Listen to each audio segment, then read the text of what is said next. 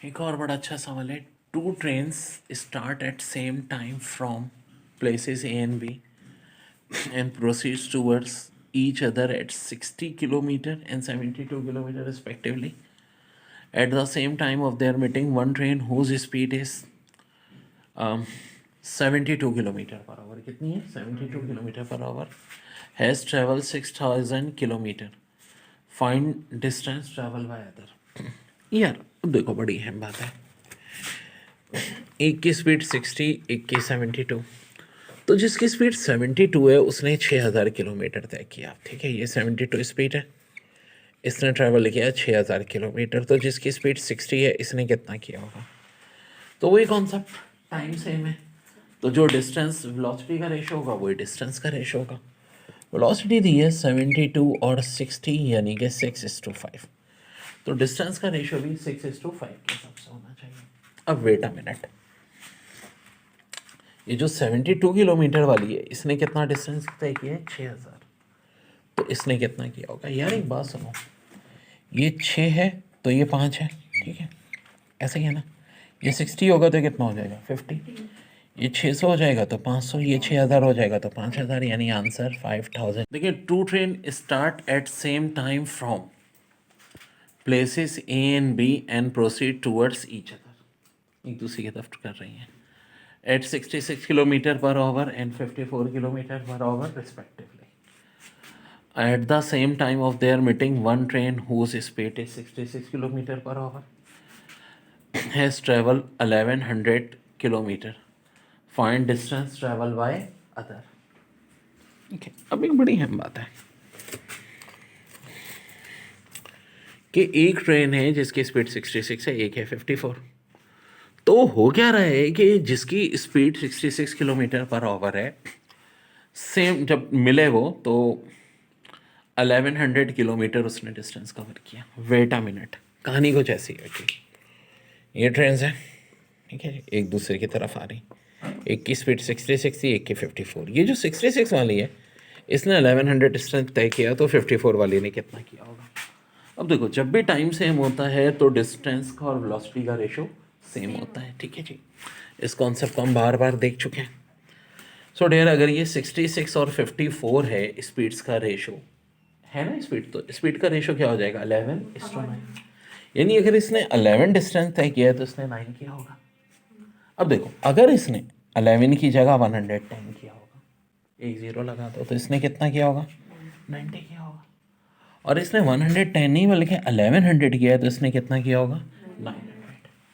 यानी कि आंसर 900। देखो ना, जिनकी स्पीड्स, अब देखो ना 66 और 54 का रेशो क्या आता है यार? 11:9 आता है। तो इसका मतलब इसने 11 यूनिट तय किए होंगे तो इसने 9 यूनिट किए होंगे, इसने 1100 तो इसका 900। This is your answer. Two trains start at the same time, same time, good यार, सेम टाइम होता है बड़ा आसान हो जाता है।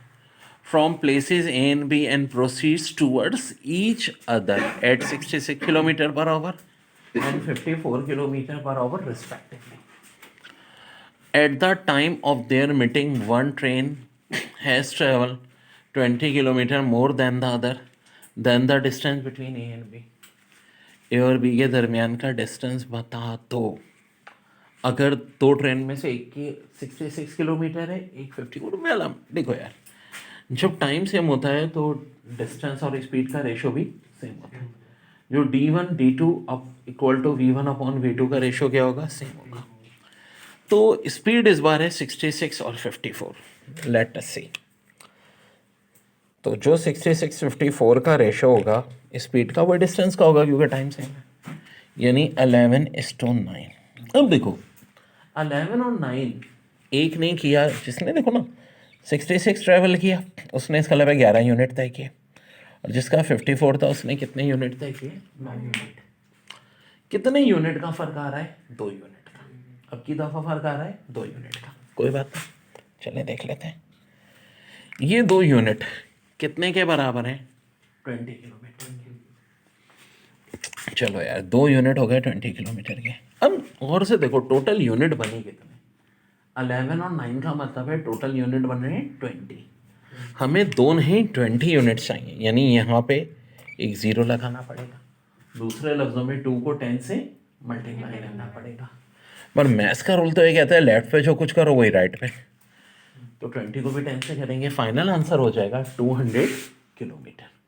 Very very important question. भाई देखो ना, बस अब की दफ़ा क्या था, यूनिट का फर्क एक नहीं था, दो था, तो 2 यूनिट बराबर 20 के हो गए, और 9 और 11 का मतलब है टोटल कितने यूनिट होने चाहिए थे, 20। जब 2 यूनिट 20 के बराबर हैं तो 20 यूनिट। एक और सवाल इसी कॉन्सेप्ट पे, बहुत आए इस कॉन्सेप्ट पे सवाल। Two train start at same time from place A and B and proceeds towards each other at 72 kilometre per our and 60 kilometre per our respectively। चलिए respectively हो गई बात। At the same time of their meeting, one train has traveled 24 kilometer more than other than the distance between A and B। Wait a minute, wait a minute। Same time जब होता है तो distance का और speed का ratio same होता है। अब देखो यहाँ 72 और 60 मर्जी है, जिसको V1 जिसको V2 ले लो, इससे कोई फर्क क्वेश्चन पे नहीं पड़ता। हाँ 72 और 60 का रेशो होता है 6:5, तो यूनिट्स का भी रेशो क्या हो जाएगा, 6:5 हो जाएगा, 6:5 हो जाएगा। अच्छा जी, अब बात हो रही है कि एक आदमी ने 24 किलोमीटर ज़्यादा सफ़र तय किया, तो 6 और 5 का डिफरेंस कितना होता है, 1 होता है। 6 और 5 का डिफरेंस कितना होता है, 1 होता है। तो 1 यूनिट बराबर हो गया 24 के, तो 11 यूनिट, वही बात है 24 को 11 से मल्टीप्लाई कर देंगे, आंसर हो जाएगा 260।